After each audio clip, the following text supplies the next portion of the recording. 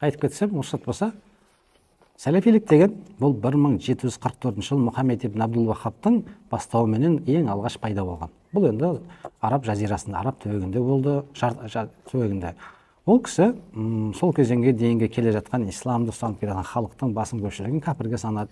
Сендер мынаны жасадыңдар, мынаны жасадыңдар, шектен шықтыңдар деп оларды айыплай бастады. Сөйтті де қарулы қақтығысқа алып барды, ақыр аяғында жаңағы үлкен соғысқа ұласты. Содан бұл Мұхаммед ибн Абдул Вахабтың идеясында өзінің жолын ұстануды бұл парызға санай бастады.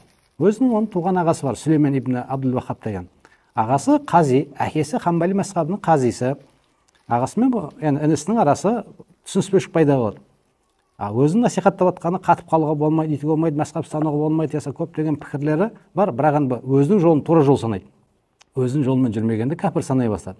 Сонда айтады ғой ағасы: бауырым дейді, исламда қанша шарт бар дейді? 5 шарт бар. Сен 6-шысын қостың ғой дейді ғой. Өзіңнен қосылмағанда кәпірге санап жатсың ғой дейді ғой. Адасқанға санап жатсың ғой дейді. 6 шарт жоқ қой исламда дейді. Неге сен елдің бәрін мәжбүрлейсің дейді. Расында да сәләфилік деген бұл содан жаңағы Мұхаммед ибн Абдул Вахабтың артынан ерушілерге сол замандағы ғалымдар, сол замандағы имамдар, дін қызметкерлері вахаби деген атау берді. Вахаби деген. Енді оларға айтылған айдар тағылды сол уақытта. Бірақ олар жоқ, біз вахаби емеспіз, біз сәләфиміз. Сәләфи деген алғашқы мұсылмандар деген ұғым білдіреді. Ардақты пайғамбар саллаллаху алейхи вассалам заманындағы 3 буын: сахаба, табиғин, табиғин. Осы 3 буынға алғашқы мұсылмандар атауында сәләфі салихин деп атайды. Ал одан кейінгілерді халаф деп атайды, кейінгілер деп атайды. Бұлар ешқандай да сәләфқа, алғашқы буынға қатысы жоқ. Олар 1744 жыл пайда болған болса, яғни 1000 жылдан кейін келіп отырған ағым. Бұл діни саяси қозғалыс еді. Сондықтан да бұл сәләфилік мазхабты мойындамайтын, мазхабқа қарсы шығатын, көптеген ұлттардың, ұлыстардың дәстүрлерін бәрін мансұқтайтын бір идеология еді.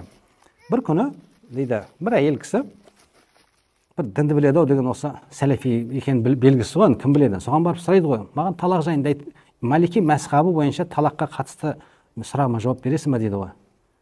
Тоқтай тұрыңыз, мен сізге Құран мен сүннет жайында жауап берсем қалай болады дейді ғой. Мен сізден Малики мазхабында жауап берсеңізші деп сұрап жатырмын ғой.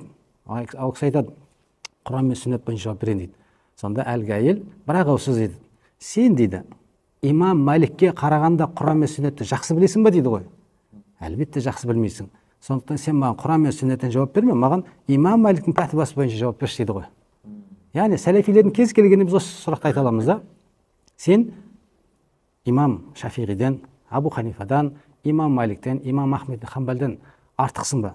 Олардың деңгейінен білімің жоғары болса, жауап берсең болады. Ал егер олардың біліміне жете алмасаң, онда Құран мен сүннетпен емес, сол 4 мазхабтың пәтуасымен жауап берсе де кәнекей.